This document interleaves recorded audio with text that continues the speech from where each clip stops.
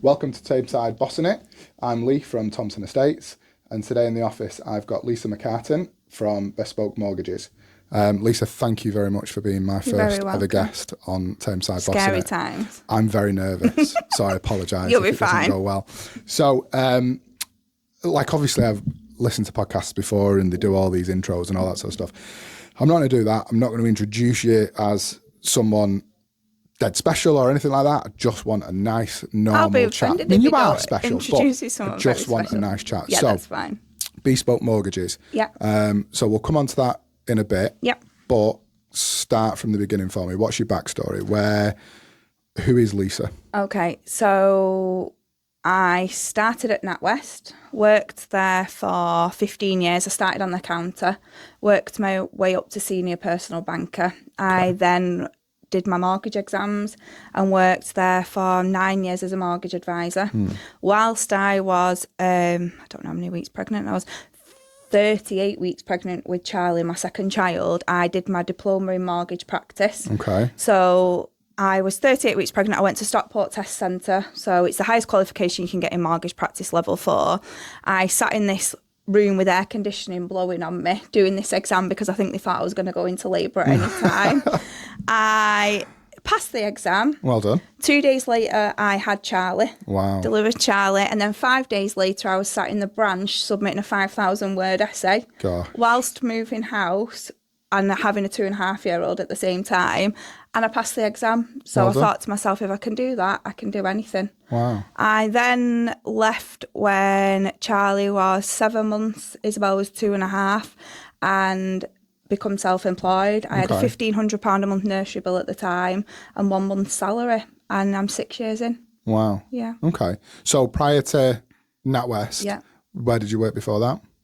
I did some waitressing because I was a student, Okay. and that's it. But other than that, my whole career was at NatWest. Wow. Okay. Yeah. Yeah. So when you were at NatWest, Yeah. what motivated you to move from NatWest and start yourself? COVID. Okay. So obviously the whole world went into lockdown. Yeah. It was unprecedented times, and the children's nursery closed. And to make my hours up, I was working evenings and weekends. Right. And they started to record our calls, but video calls. And Isabel was potty training at the time, and Charlie was a baby. And I was missing out on so much. And I thought, do you know what? This is just not for me. Yeah. And one of my friends said to me once, you get 18 summers with your children. And it's one thing that I never, ever want to miss out on. So now I'm self-employed. I've got my own business. I do every school drop-off and every school pick-up. And I'm there for them every school holidays. Wow. Yeah. Okay. So take me back to the night before you handed in your notice at NatWest. Yeah. What was going through your mind? Oh my God, I felt sick. I did not sleep.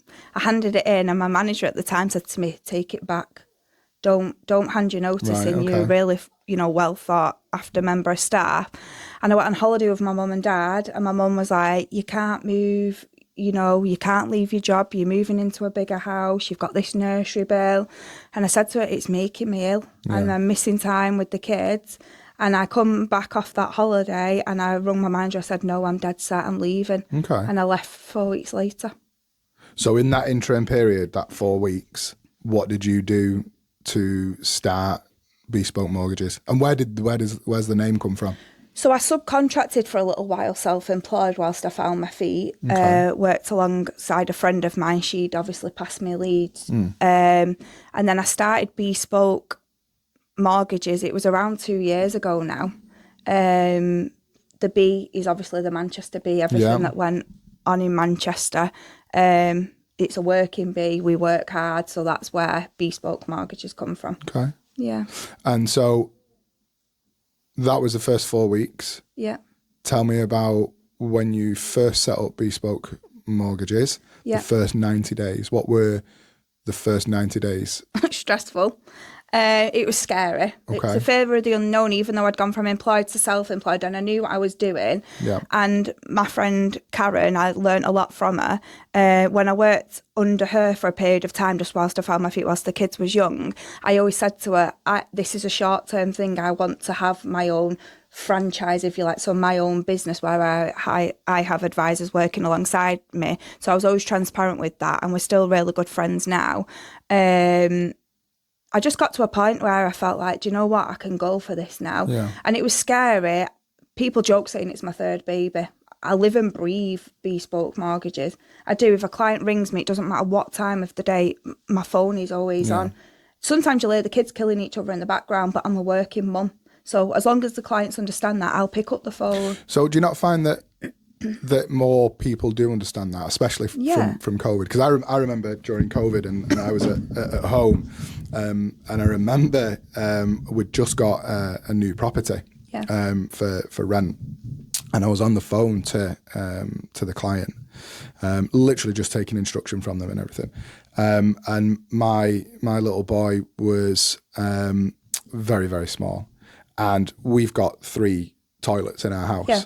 And I was working out of the bedroom because I didn't have a home office or anything, so I was literally just working out of the bedroom. And the one toilet that they decide to go to is the ensuite toilet. So literally I'm on the phone to this client, and all of a sudden I hear my little lad go, "Daddy, can you come and wipe me bum?" And I'm like, "Yeah, son, no problem, just give me 1 sec." And I had to apologise to my client on the phone. And to this day, genuinely, I still think I got that instruction and won that instruction because of that. But we're human. We're not robots. Sometimes if I'm on the phone to clients in the car, like if I've picked the kids up from school, if I need to answer the phone, I will. The kids have said hello. But I'm not just a mortgage broker. I'm not just a business owner. I'm a mum. Yeah. And that's the reason why I go out to work every day, is to give Isabel and Charlie a very good life. So if clients can't understand that, then maybe I'm not the right person to work with them. But I've never come across a client saying, "Why is your child in the background?" Yeah. And I don't think you ever would, really, would you? No. They have a laugh and a joke sometimes, clients with the kids. Or they'll be like, "Mummy, it's such and such a body on the phone." Yeah. So no, I mean, my kids do it whenever. So like if I'm out and about and Haley from the office rings me, the kids know who she is, or, you know, if Carol rings, when Ethan comes in, and if he's in the office, if Anna's in, he gravitates towards her. Yeah. So that I can understand that. I get to see that. So when you how many staff have you got at work with you now? 6. So how did that happen? How did you go from having nobody to having 6? So for the level of business I was writing, I needed an administrator. Okay. So I've got Steve, he's absolutely amazing. Jacqueline, I worked with her at NatWest for 15 years. So you poached somebody from NatWest? No, she got voluntary redundancy. Okay. She's always been one of my very good friends. Right. So when I knew that she was going, I said, "Please come and work alongside me." And she was like, "Yeah, okay then." And then the others have just fallen into place. I've got an amazing team who I trust with my life. Last year was the first year where I went on holiday and I didn't take my laptop. Okay. And it was a killer, absolute killer. But I did it, and how long were you away for, though? 2 weeks. How many times did you ring home or ring the office? The first week, probably 2 or 3 times in that week. But the second week, or just in the week? No, just in the week. But the second time, I didn't ring them at all. Okay. Because I need that time to turn off. No. Yeah, 100%. And I trust them that, you know, they would look after the cases, and if anything happened, they'd only ring me in an absolute dire emergency because they understand, and they tell me off for not taking time off. Right. They say to me, "Right, Lisa, you need to log off or take some time off. You've not had any time off." And I am guilty of working myself into the ground where I make myself poorly because I don't ever turn off. Okay. So that is one of my goals for this year, is to try and have a bit of me time. Yeah. Yeah, where I log my laptop off at a decent hour. And how are you going to do that? How are you going to structure that? Because it's all well and good saying it. I think that's more difficult than people perhaps realise. Yes. Spread the business. Okay. So don't be afraid. I trust these people like massively. I wouldn't have them working alongside me if I didn't. So spread the business. I don't need to do all the business myself. They're all experienced advisors, so I pass the leads to the others as well. Okay. And so in terms of business, where are you based? At home in Hyde. Okay. Yeah. So you work from Hyde, but will you take clients on everywhere? Cover the whole of the UK. Okay. Yeah, we cover the whole of the UK. We work with 123 lenders. Wow. I've got my residential licence as well as my commercial licence. Okay. So we can help every kind of client. All the advisors are home-based, and we all cover the whole of the UK. Okay. And so if you're all home-based, how often do you guys meet up? every Monday morning. Yeah. 9:30 till 10 o'clock. Okay. I then do a drop-in every day at 4:30 till 5 if, you've got any, like, complicated cases or anything like that. But my phone's always on. I speak to everybody every single day. Okay. And then we try and arrange to meet face-to-face at least once a quarter. But Right. Jacqueline only lives up the road in Ashton, so she'll come to my house once a week and we have lunch. We'll work, but we have lunch, even if it's just a sandwich, just so we've seen each other. Okay. Yeah. So in terms of the business that you're picking up at the moment, where do you get that business from? Is a lot of it word of mouth, or do you advertise? Media. Okay, social media. Get a lot of social media referrals. Yeah. And then our agents that we work with. Okay. Yeah. So when you say social media, what does that look like? Because I've struggled with social media. Yeah, it's hard putting yourself out there, trolling and all those kinds of things. I post a lot on LinkedIn.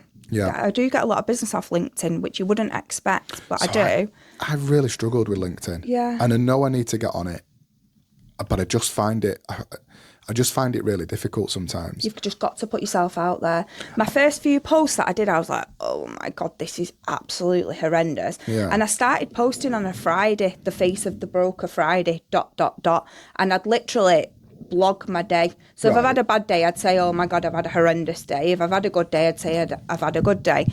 Anyway, I started doing it on a Friday. I now do it every single day. Right. And it's just built up and built up. But if I go to like events now, people will recognise me. Oh my God, you're the face of the broker. Right, and it's a running joke, but it sticks. How do you find the time to do that though during your day? It takes 5 minutes. And what do you do? Just literally film yourself and literally take a picture, right, and then upload about my day. Like the other day, I uploaded that Isabel said she hated me. And I'd had a really bad day. You know what kids are like, though, the hormonal, aren't they? Anyway, I blogged it and put it on LinkedIn. The amount of messages I got, I'm not the only parent in that boat that day that, that I had people, had the child say to them that they don't like you.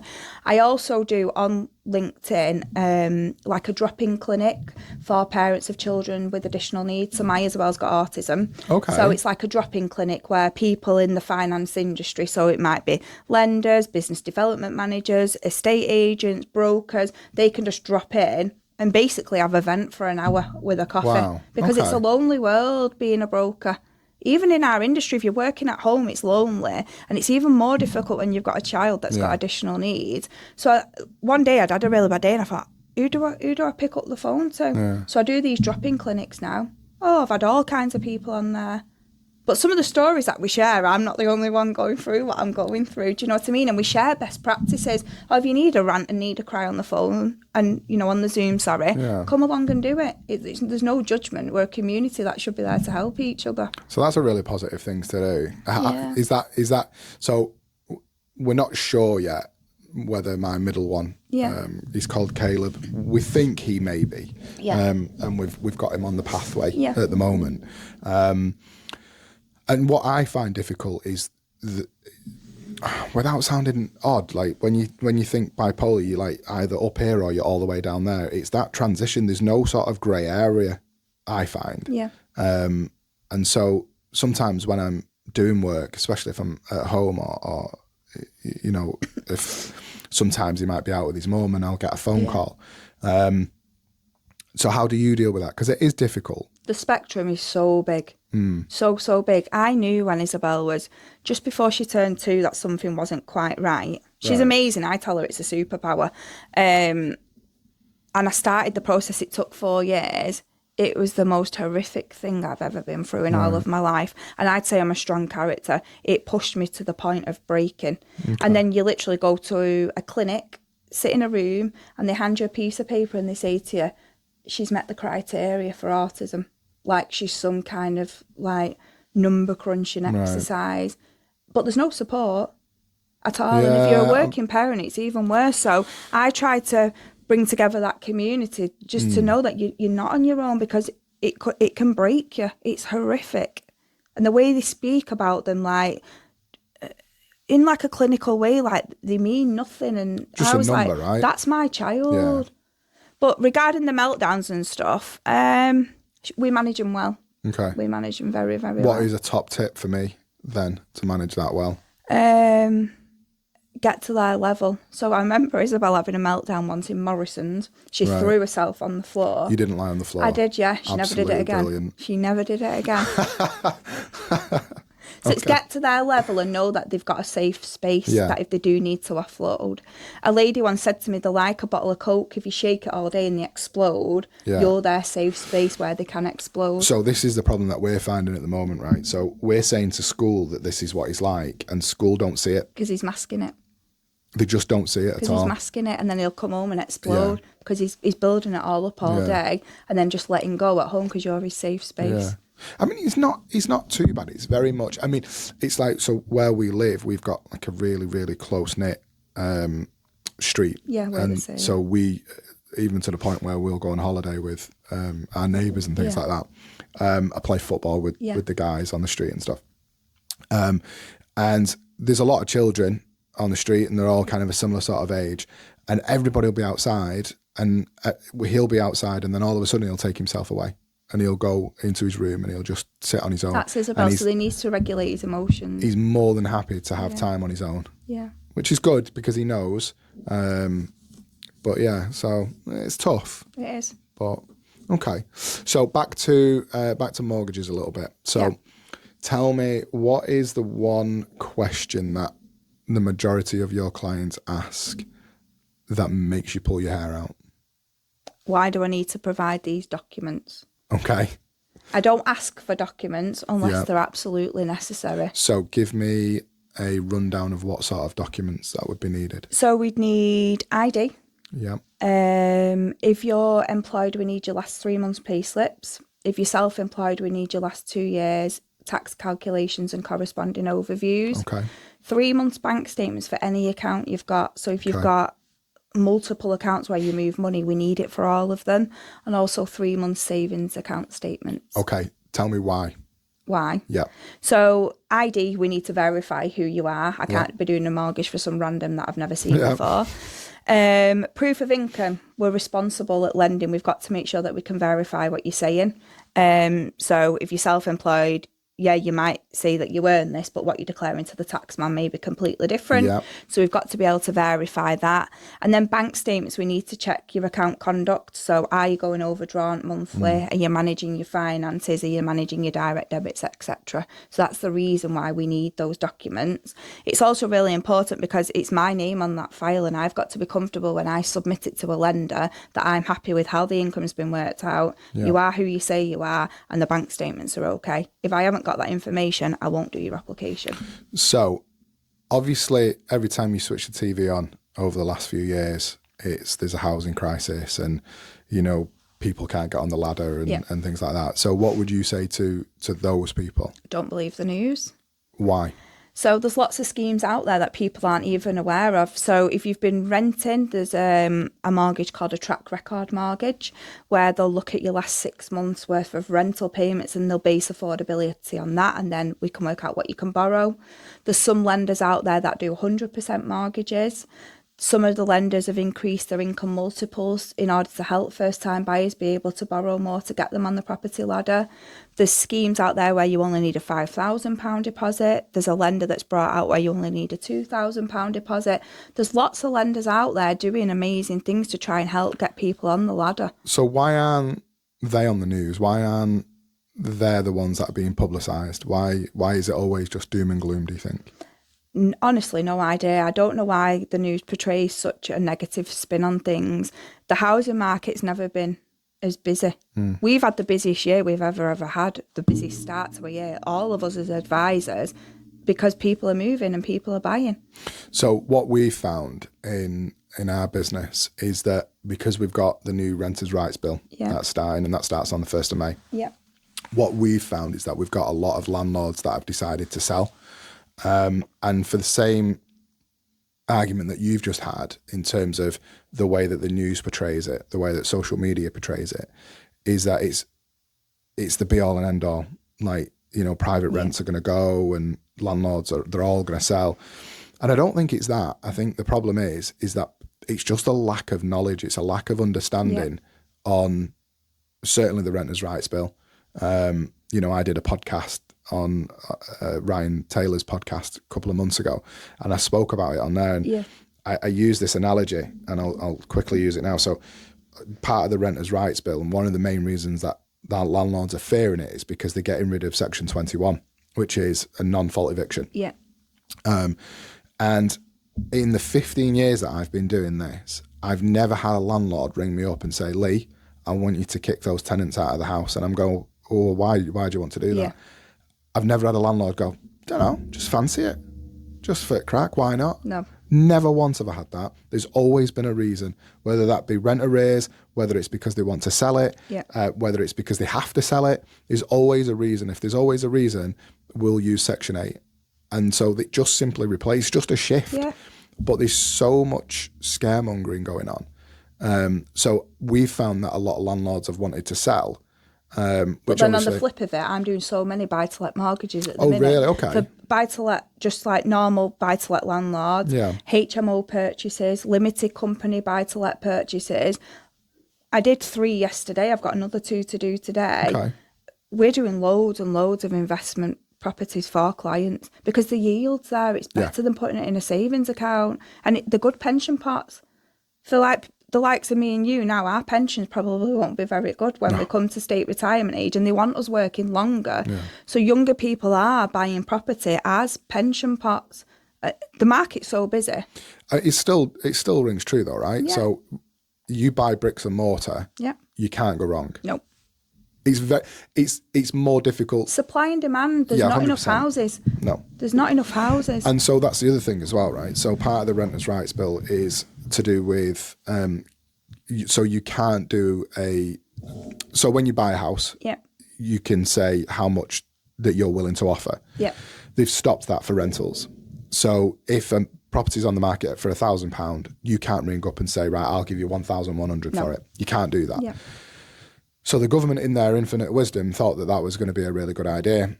But what we're going to find is that the starting rents are just going to start going up and up and up. Too high, yeah. So because you can't bid higher, but you can certainly go lower. So if someone for a rental property that was £1,000, they'll now put it on at 1,200, and hopefully they might get 1,100, which is still £100 more than market value. But that's what they're going to do. So we're already starting to see that now. When a property's becoming back available, the landlords are saying to us, right, we'll put it on a little bit higher because if we get less, that's all right because I'm not expecting more anyway. So I think that's going to be a real problem. So in terms of, because you're saying it's the busiest you've ever been. Yeah. What do you think will happen in terms of, and I don't want to have a big discussion about it, but in terms of AI and how that will affect your business, and do you think it will? Yeah, but only for the better. I think it'll help us streamline processes. Okay. And make the journey for the client from start to finish be a little bit more smooth for them.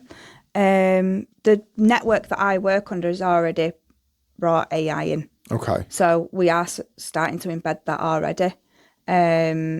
I'm not scared by it. If anything can help us streamline our process and make the journey better for a client, then I'm all for it. Yeah. So what would that look like when you say that it'll streamline the process? What does the AI part look like? So we'll be able to message out to clients if the mortgage is due for 6 months before renewal. So like using a CRM system? Yeah. Okay. Yeah. We have a system called Journey where the clients can upload the documents ahead of the meeting. Gives us time to look at it, rather than our inbox just getting flooded all at once. We can share documents on that system, etc. Okay. Yeah. So in terms of moving forward, yeah, where do you want Bespoke Mortgages to be in 5 years? Oh, that's $1 million question. It is. My first thing is I want to win the Financial Reporter Award. Okay, so tell me about this. So my business, Bespoke Mortgages, we haven't been nominated. We're actually finalists now at the Financial Reporter Awards as Buy-to-Let Broker of the Year. Thank you very much.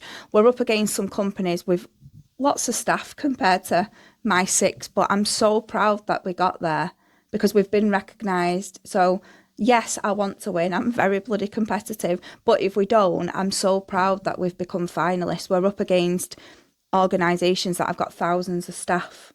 I've got 6. But it goes to show we must be doing something right to be recognised. I mean, that's incredible, right? Yeah, I'm so proud when the email come through. I nearly fell off my chair. I was like, do you know what? I've not done bad for that council estate kid that got bullied. Really? Yeah. So, okay. So let's touch on that a little bit then, if you're comfortable doing that. So where did you grow up? Hattersley. Okay. Yeah. Not Mottram, Hattersley. Not Mottram, Hattersley. Okay. Yeah. And can I ask how old you are, Lisa? 36. Okay. Yeah. So where did you go to school?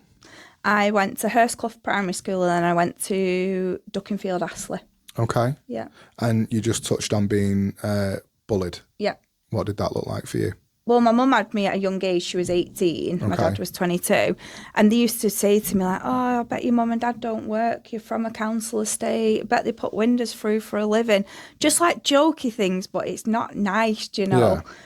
Growing up, my mum went back to work when I was 6 months old. Right. She's always worked. I'm not bothered, like, call me whatever you want, but I've worked damned hard. I think if you're from humble beginnings, like, I never wanted for anything as a child. We had a very, very good life. My mum and dad worked very hard. But I think it gives you a bit of, like, grit and determination. And a lot of my friends within the mortgage industry and finance industry have all come from humble beginnings. Okay.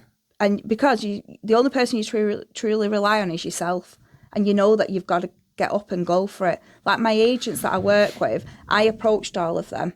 They didn't approach me, I approached them.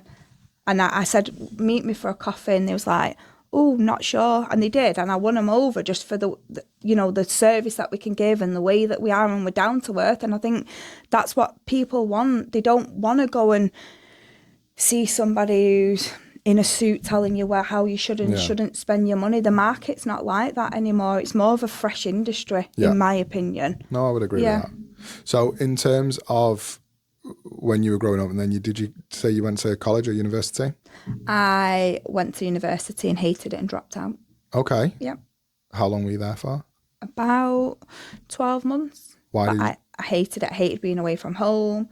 I tried to commute. Where did you go, sorry? Liverpool. I wanted to be a teacher. Bit different, isn't it? Yeah? What did you want to teach? Primary school. Wow, okay. But I just left. I just hated it. And my mum said to me, you're not sitting about. You get yourself a job. So I did. Okay. At the time when I got my job at NatWest, I also got a job. Do you remember Monarch Airlines? Yeah. As a trolley dolly. Okay. So I got both jobs at the same time, but Monarch was only for a summer season and NatWest was working in Alderley Edge. Starting on the counter between Alderley Edge and Wilmslow. And I said to my mum, I'm going to go for that one because it's more of a permanent job. Yeah. And I never looked back and just literally worked my way up and then left. That's impressive. Yeah. Impressive. Yeah. So what was it like transitioning from Hattersley to Alderley Edge, out of curiosity? I didn't take any messing. But do you think that people like that though? Yeah. Because they know where they straight stand. Talking, right? Yeah. I've had a few people tell me I'm intimidating. I'm not. I'm the nicest person you'll ever meet, but I don't take any messing. Yeah. If I'm not happy with something, you'll know I'm not happy. And I think clients like that because I'm very straight to the point. I'm like, I need this stuff. And I'll pick up the phone and say to them, where is it? I'm sat about waiting for you. I'm busy, like, get me the stuff. But they'll know then that I've got the back. And that is the main thing. I've always got my clients' back. Yeah. Yeah. So when you left university, started at NatWest, left NatWest, started Bespoke Mortgages, and sorry, I asked where you were going to be in 5 years, and then we digressed because that's my fault. You mentioned something. So so back to where do you see yourself in 5 years? Not running around like a headless chicken. Okay. Which you've already started, right? Because you're going to start turning off in the evening. I would like to get more advisors. Okay. Working alongside me. And is this should we do a job post as well? Call me. No, they've got to be the link in the bio. I know, they've got to be the right fit. I'd like more advisors and I want to focus some more time on growing the business. So I've also put plans in place to spend between half a day and 1 day a week not advising out of the business, where I can grow my relationships further with the agents and look to gain more business. So I can then bring advisors in and then I can hand the leads to the advisors. Okay. And being more of like a management role, because at the minute I'm a business owner, I'm a mortgage broker, I'm an agony aunt because obviously if anything goes wrong, it's me that gets the call. I oversee like the wages. I do everyone's, wages and everything. So I need a day a week focusing on that. But my goal in the next 5 years is to have more advisors. I still want to advise because I love that and that's my absolute passion. Yeah. But I want to dedicate some more time on growing the business. And I'd like Bespoke to be known nationally. That's my end goal. Yeah. Okay. So in terms of growing the business and getting more contacts, so both you and I are members of BNI, which is Business Network International. Yeah. How is that going for you at the moment, do you think? Really well. Made some great relationships already. Okay. We're a room of 22 at the minute, aren't we? We're already passing business to each other. Yep. It's building that trust and knowing that you've got those people to fall back on, and they're all business owners in the same boat. Yeah. So I think they're like good sounding boards, like what do you think to this, or how did you grow your business in that way? There's people there passing obscene amounts of business. So it's relying on those as well as, they're friends that want to help you succeed. Okay. So, I mean, and this is in no way a BNI advertisement in any way, but I think one of the unique things that I find about BNI is the fact that the group or the room that you're in, you are the only one in your category that is sat in that room. So I'm in there as an estate and property management agent. I'm the only one in that room that can be in that room that can advertise my business. And I think that's quite unique in the way that they do that, and I think that absolutely benefits. Yeah. Okay, so moving on from your 5-year plan. Yeah. That's your business. Yeah. What about Lisa? Where's Lisa going to be in 5 years? I'm going to take some more time to myself. Yeah. I'm going to enjoy the kids because Isabel's 9 and Charlie's 6, soon to be 7. Okay. Holidays. That is my main driver. That is what I work for. Right. Is holidays with the kids. So in the summer holidays, I like to go away with them at least twice. Okay. And I like to go away with them in May half term. So I want to carry that on and make memories with them because memories last a lifetime. Yeah. But also put myself first. So I need to stay going to the gym and I need to make sure I'm logging off at reasonable time. So right now you're not switching off? No. Well, yeah and no. Like if I go to the gym, I've not got my laptop with me, have I? But as soon as I get back from the gym, I'm logged back on. When you go to the gym, have you still got your phone? My work phone, no. Okay. Yeah. So just your personal Stays phone? In my locker. Okay. Yeah. Deliberately so? Yes. Okay. So what does your partner do? He's a joiner. Okay. Yeah. Would he not join BNI? No. Why not? We're the complete opposites. Okay. It's his idea of hell. In what way? He just doesn't speak to people that he doesn't know. Okay. Yeah. Fine. And in terms of building connections with people like myself in estate agencies, how do you do that? How do you get out there away from BNI? How do you get out there and establish those connections? Put myself out there. Like if I see an estate agent locally on social media, I've messaged them. Okay. I've messaged them and said, just meet me for a coffee. What have you got to lose? And what does that conversation look like? I find out about them, and at the end of the day, to work with somebody, you've got to get on with them. Yeah. You have, and you know within the first 30 seconds of meeting somebody whether you're going to work well with them or not. You really do, which is why I say meet for a coffee. Yeah. There's no pressure. I wouldn't want to go into somebody's office and be like, oh yeah, work with me because of X, Y, and Z. It's just not how I work at all. I'd rather meet them in like a non-work environment, i.e. my second home Starbucks, but I'd like to get to know them. I know I spent half my life there, but I'd like to meet them and get to know them and see what makes them tick and as to how we can work together. Right. Because when you're working together, it's a partnership. You've got to trust them because at the end of the day, it's your reputation if you're passing the client to me and vice versa. You've got to be comfortable with that two-way relationship. So when you have that connection and when you have that relationship, how does that grow whereby, because obviously as a mortgage broker, estate agents typically have a mortgage broker a lot of the time in house. Yeah. So that's. But they haven't met us, have they? Okay. They haven't met me. So what makes you different to the in-house mortgage advisor, for instance? The service that we offer. We will go above and beyond. I've had clients come to me where other mortgage brokers have said, no, can't get you a mortgage. We joke in Bespoke, we're like dogs with bones. We will not let it lie until we've, looked under every single stone to make sure that they cannot get a mortgage.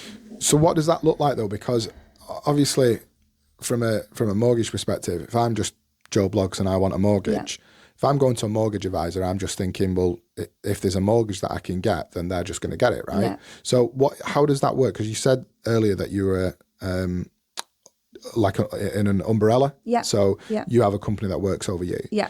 So can you get to every single mortgage on the market? Yeah. Or how does that work for somebody that has no clue? Yeah. How does that work? Yeah. So the network that we work under is basically for our software and compliance. And then it's our job to go out to the lenders. I think it's a knowledge thing as well. Like if a case comes across my desk, I know looking at it straight away pretty much where it's going. Right. So people have got adverse credit or missed payments, CCJs, defaults, etc. You know that you're going to a subprime niche lender, and it's about building that knowledge up constantly because the criteria is forever changing. And that's one thing I would say within Bespoke is we're all very knowledgeable. Right. And we've done it for a very long time.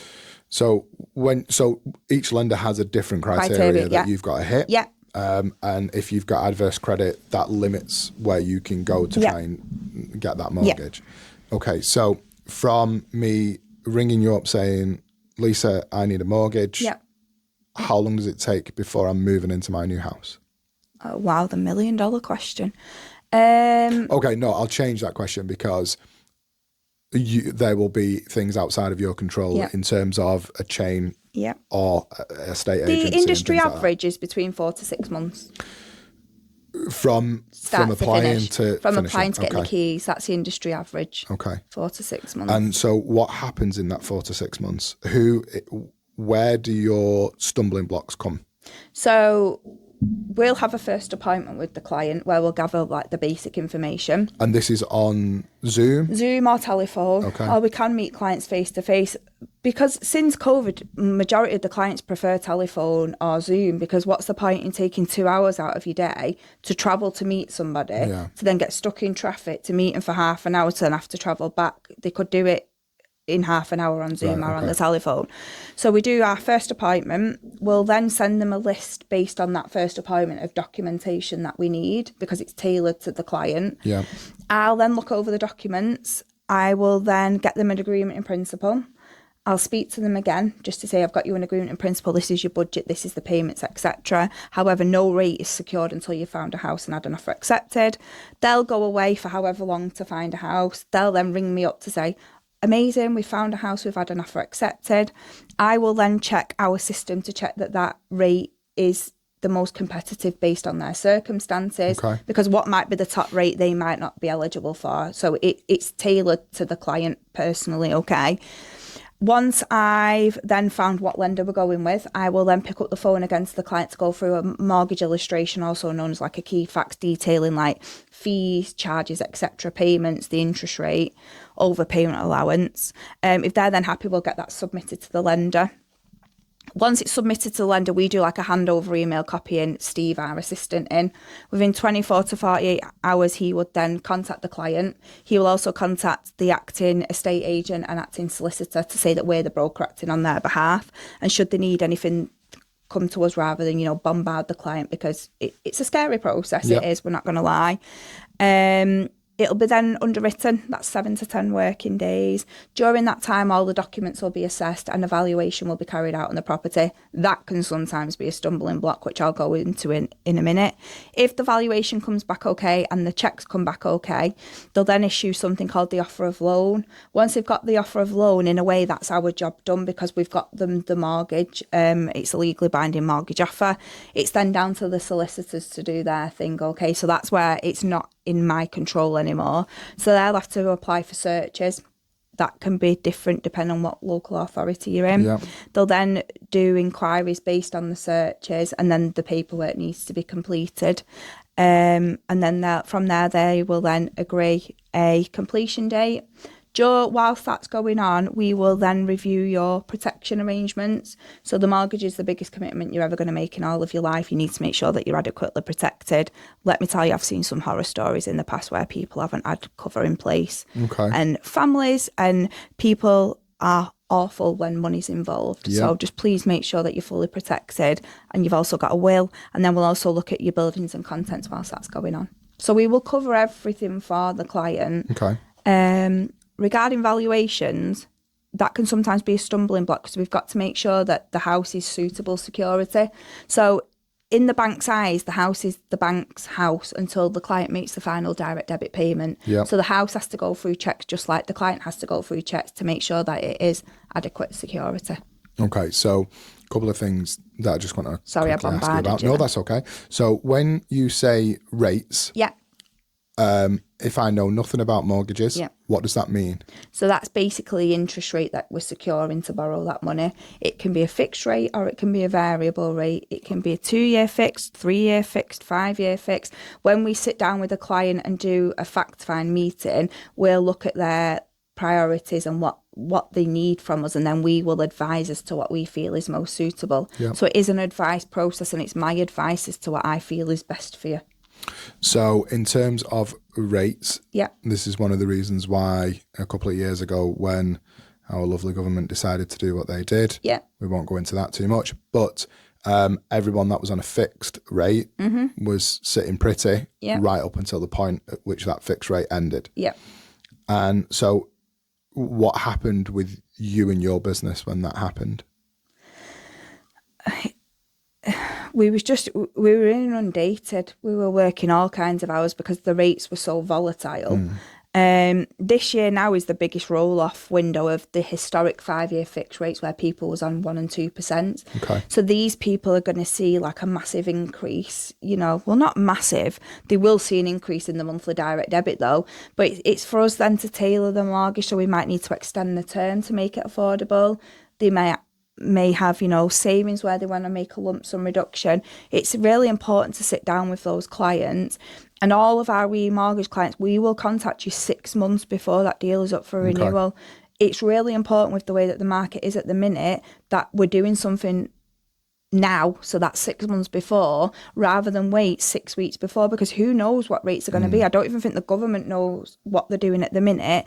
And, if we secure a rate today, and rates have come down before your fixed rate ends, if we've got enough time, we'll negotiate a new rate for you. Okay. But at least you're secure now and you've got peace of mind knowing what your payments are going to be. So in terms of rates right now, what are they sitting at? It all depends whether you're doing a purchase or a remortgage and how much equity you've got in the house. Roughly between 4.5% and 5.5%. Okay. So that's percentages, that's rates. Yeah. In terms of the valuations, what we've found in our industry, in estate agency at the moment, is we are getting more and more zero valuations. Why do you think that is? And what is a zero valuation from a mortgage perspective? I think it all depends what surveyor you get going out. So that's a massive thing. Some surveyors are renowned for doing zero valuations. Okay. Again, we're like dogs with bones. If we're not happy with it, we will challenge that valuation 100%, because we've got to find a lender that's comfortable lending against that property, because if we don't, they're not getting the house. So it's a matter of looking at the property when you're doing the application to to check the build of it, etc. And would it meet the lender's criteria? Yeah. So what are some examples of zero valuations? Why would that come back as a zero? So some lenders don't like concrete builds. Yep. Some lenders don't like timber framed properties, but there are lenders out there that'll do it. So again, this is where it's tailored to the client based on their circumstances. It's just a matter of working with them, looking at everything as a broad picture and finding the lender that then suits them. So we found a couple whereby, because it's near a commercial. Yeah. There are lenders out there that don't mind that though. but again, it's back to tailoring that to that particular client, right? And the issue is that there's clients out there that don't know that can be done. No. So we've just had one really recently, as recent as only last week, that came back as a 0 valuation on an apartment in Ashton. And it's come back because they believe that there is too much commercial surrounded by it. Yeah. And when we say commercial, it's a few like corner shops and stuff like that. But because the building it's 10 apartments built in one block, which is then surrounded by a few like local shops, and they've come back and said it's a 0 valuation. So the client's like, well, I can't buy it then, can I, if it's not worth anything? And it's like, no, it doesn't really work like that. What you now need to do is we need to go back to your mortgage advisor, and they will then try and find you a different lender. I think now more than ever it's so important to speak to a broker, especially with the way that the market is, because you know, we sometimes get intermediary exclusive deals where we can get you a slightly better rate if we do the mortgage because we're taking that responsibility on. There's lenders out there that'll give free basic valuations if we've done the application. There's lenders out there that you know, does cashback, etc. All I'd say is we're all experts in our own field. Yeah. So like, I couldn't come and do your job, or I couldn't go and be a doctor or a teacher or anything like that. We're all experts in our own field. You could have been a teacher. I know I could have been, but I'm not. I'm a mortgage broker. But we're all experts in our own field, so we've got to make sure that we utilise that, because we call it vanilla lending. Nothing's straightforward in vanilla lending anymore. And, you know, go and try and do your application at the bank or building society, but that might not be right for you, and then you might get a knockback on a valuation. Well, if that would have come across our desk, we would have done that research before you've even submitted it. And the problem with that is that they've already then had credit checks done against them. And fees, they've paid fees. Okay. Yeah. So you touched on it there, and we haven't actually touched on that. So what is the difference between going to NatWest or a high street bank and coming to you as a broker? So if you go direct to a bank, you've only got their product suite, haven't you? So you'll have like a choice of a 2-year and a choice of a 5-year, and probably not very much more. If you come to ourselves, we've got thousands of mortgage products. So it might be a better interest rate, it might be a longer term security with a better interest rate, it might be a deal with cashback, it might be a deal with a free valuation and cashback. The list is endless, but you wouldn't have that if you go direct to one lender. Okay. So that's the uniqueness of coming to you as a lender, you as a broker. Yeah. Okay, brilliant. And so in terms of an 18-year-old who wants to get on the property ladder at some point in the next 2 to 5 years, what would your advice be to them? Save. Okay. When you go to local shops, i.e. high street shops, and you're 18 and you're easily influenced by what you're seeing on social media, don't be taking store cards out, missing payments so you can go out with your mates on a Friday and Saturday night. Okay. You need to be responsible. Make sure you're paying your phone bill on time, and parking fines, you pay them, because honestly, they'll bite you in the backside. Okay, which I've had as well, by the way. Yeah, they will bite you in the backside. So when you say save, that's easier said than done, right?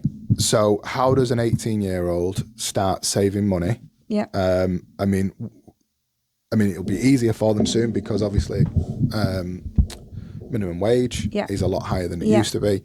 But with that, do you not find that it's going to be more difficult for younger people to start getting jobs?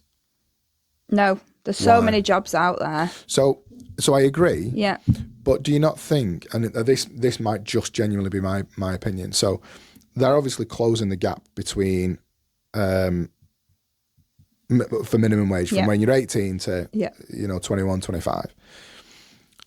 If me as an employer, if I see someone that's got far more, not even necessarily experience in the workplace, but far more worldly wide experience, shall we say, and I've got an 18-year-old fresh out of college, but I've got to pay him exactly the same, I'm more than likely going to lean towards someone that's got that little bit more experience. But the younger person could be argued you could mould them into how you want them to work. Do you know what I mean? I do, but So we could do that as a small independent business. Yeah. But how are bigger companies going to do that? Because they aren't going to have the time nor the inclination to want to spend time with that young person to mold But then I think them. as an individual, you need to set yourself apart. You need to stand out from the crowd. So that's more of an individual thing rather than There's that many jobs out there, Lee. I think, you know. So you think I'm wrong? Yeah, I do, yeah. Okay. I don't mind. I just think there's so many jobs out there that, you know, there shouldn't be as many unemployed people as what there is. No, there isn't, and I agree with that. But I just think that by putting that amount of money next to experience, I just think it might have a detrimental effect. Hopefully it won't. Fingers crossed it won't. Yeah. But I do think that there needs to be more for young children. Yeah. I mean, we've got, you know, in Tameside, there's a lot going on in Tameside at the moment in terms of the colleges. I would like to go in and do that. I'm just putting it out there to anybody that wants me to go in, just to talk to young adults about the importance of being sensible with money. Yeah, it might be boring, but you'll thank me later down the line. And also that you can do anything you put your mind to. Do you know what I mean? Yeah. Nobody should ever step in your way. The only person, you know, that'll stop you from doing something is yourself. The world's your oyster. You can do whatever you want. So I think it's just having that belief in yourself that you can't, you know, if you want to do that, go and do it. What's stopping you? Do you think that there is a lack of knowledge from a school perspective? And I've got to be really careful here, by the way. So cards on the table, my wife's a high school teacher. Yeah. So I know how difficult it is. And she works. I couldn't do it. She works in a Prue school. Yeah. For people that don't know what a Prue school is, it's essentially children that have been expelled from their mainstream school, and they go to a school that is for difficult children, shall we say? Yeah. So I get how difficult it is. But do you think that there is a lack of understanding from the education perspective of not just learning basics, like life skills?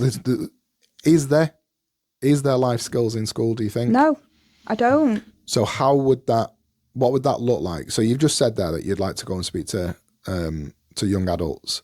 Do you mean from a college perspective or from a high school perspective? Both. I'd speak to both. So you do really want to be a teacher? No, I don't want to be a teacher. So what would that look like though? How would you guide them? What would you say to them? I think they need to know, like, open a bank account, like, you know, get used to managing money, because a lot of people from like working families, they might not get the first bank account until, you know, they start a job. And, you know, if they are from a working family, and it's awful to say, but there's a lot of families living on the breadline these days with the cost of living the way that it is. They might not be educated enough to teach their children because they weren't educated enough when they was at school. So it's a matter of helping people, not judging them or anything like that. It's helping them to make them have the best start in life, because it's a horrible world and it can be scary out there that, you know, some people can't even afford to feed the children, but were they educated well enough when they was at school for the life skills side of it? So it's about helping them. If I could give back in any way doing that, 100% I would. And have you thought about reaching out to any high schools or I tried colleges? to do it when I was at NatWest, and we weren't allowed. Maybe because I'm an independent business now, I may be able to go and do that, because obviously we have our DBS check and things like that with what we do for a living, and we have like a check called a fit and proper check, you know, to check that we're okay doing what we're doing industry wise. So I would be open to doing that and just going having a chat with them. So I think that would be really, really good to do something like that, because I think we're the same. Life gets busy, doesn't it? It does. And I think that people forget sometimes just the basics. I mean, we see it quite a lot, you know, with people coming to us, you know, that have never rented before, and they don't have a clue what they're doing. No. And I don't think it's their fault. I think it's just... it's nobody's fault. It's just the system, right? The system doesn't work for people. And once you're once you're out of the loop of that system, I think it's very difficult to get back in. But yeah, I mean, being able to go into a school and maybe educating young children or young adults on just the basics of finance and things like that. I mean, I would say to them, buy a house. As soon as you can, buy a house. Yeah. Even if you're not going to live in it, buy it. Rent it out. Yep. Do something. I regret not buying a house earlier. Yeah. When I was younger. I decided to move abroad and live your best life. Live my best life doing that. But yeah, I do regret doing that. Yeah. Because I didn't even learn to drive until I was in my 20s. Because I moved abroad. Because you've been abroad. I'd moved abroad. Didn't really need to drive. No. Literally went to work. So I worked in a bar. I woke up at maybe lunchtime, went for a swim in my pool because I had a pool. Oh wow! That's how I rolled. Had a pool. Yeah. Went for a swim, got dressed, started work generally at around 5 o'clock. Go a little bit earlier, eat some food, work until about 2-3 o'clock in the morning, and then I'd go out for a drink. Yeah. And then me and my friends would then generally go and have some breakfast at 6, before you then went to bed. And then I go to bed. Yeah. And then I do the exact same thing again. So yeah, I used to walk to work. So I lived in Lanzarote. Have you ever been there? Yeah, lovely place. Beautiful. Yeah. I would walk to work with volcanoes on one side of me and an ocean on the right hand side of me. And so there's no need to drive, was there? Absolutely loved it. And I always say, actually, if I ever won the lottery or anything like that, buy a place out there. I would go there first to decide what I'm going to do with my money. Yeah.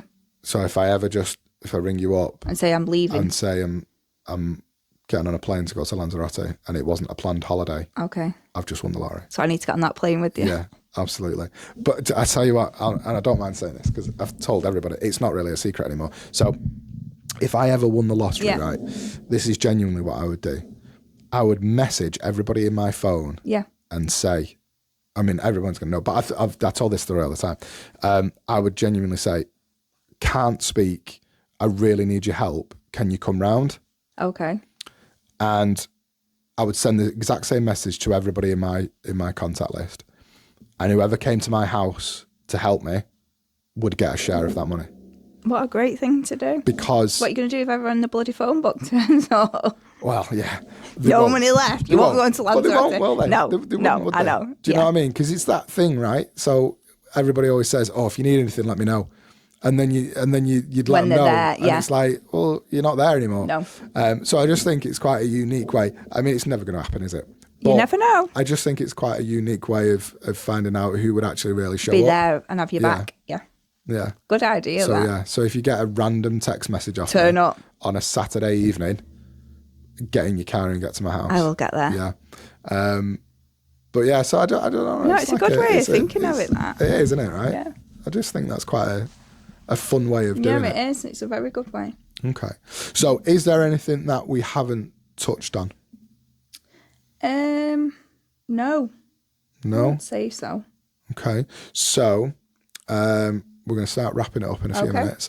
But how do your potential new clients reach you? How do we get to you? Yeah. Let me know. So social media. So Lisa McCarten, Bespoke Mortgages on Facebook and Instagram. I'm also on LinkedIn. Yeah. And then can we link my number? They can call me. We'll link your number. We'll link your email address. All your socials. Yeah. We'll put all those on the description of the episode. My only thing I would say is don't be afraid to pick up the phone to me.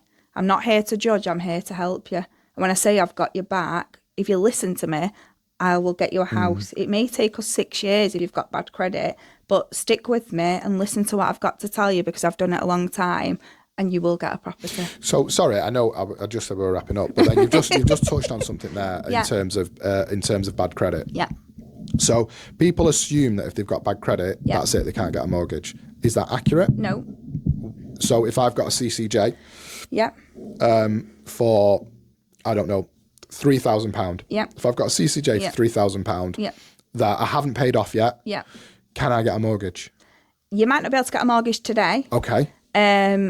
But if you work with me over the next 6 years, it will come off your credit file eventually. We'd then be able to look to help get you a mortgage. So if I've got a CCJ that was for £3,000 and I've paid it off, and that was a year, 18 months ago, can I get a mortgage? Dependent on the lender, there may be a lender out there that would help. It'd obviously depend if you met the credit scoring, but we'd work with you to get you into a position where we can find you a lender. Okay, so slightly different question. I've got the CCJ, but I already own a house. Okay. Can I get a remortgage? Again, it's dependent on the lender. Okay. Yeah. So don't get CCJs. Don't get CCJs, which is why I said pay for your parking fines. Because that's where a lot of them come from, yes. right? And we find that quite a lot. Yeah, we're not invincible. If you get a parking fine, pay it. Yeah, I've found that a few times. Yeah. So obviously when people are renting with us, we do credit checks. Yeah. And the amount of times that has come up on a CCJ, and then we've rang them up and said, look, you've got a CCJ for 500 quid from 2 years ago. What is it? No idea. The other bad one is mobile phones. Mobile phones, Not paying the phone bill. Yeah. It's so important. You've got to pay for your phone bill. Yeah. Why would somebody lend you money if you can't pay for the basics like your mobile phone bill? They're lending you hundreds of thousands of pounds sometimes. Yeah. You've got to be able to show that you can pay on time. No, I agree. And be responsible. I agree. So, I think that's all my questions for you, Lisa. Thanks for having me. How have you found our first podcast? It wasn't as bad as I thought. No. How have you found it? Nerve-wracking a little bit. Okay. But we'll see how it comes out. You'll ease into it. Do you think? Yeah, you'll be fine. Well, I tell you what then, what we'll do, we'll invite you back Okay. when I've done 10. Okay, deal. So you can be my 11th. And we can see how Guest. Bespoke got on then at the awards, can't we? So when's the awards? The 9th of June. Okay, and is there a link that we can put in the description? Yes, there is. I will send you the link. So send me that as well, and we'll do that. Yes. So, did you say 9th of June? 9th of June. So 9th of June. So in July, we'll come back. We'll have you back, and we'll have another conversation. Brilliant. Yeah? Yeah. Lisa, thank you very much. Thank you so much for coming on to Tameside Bossing It. Thank you. Thank you.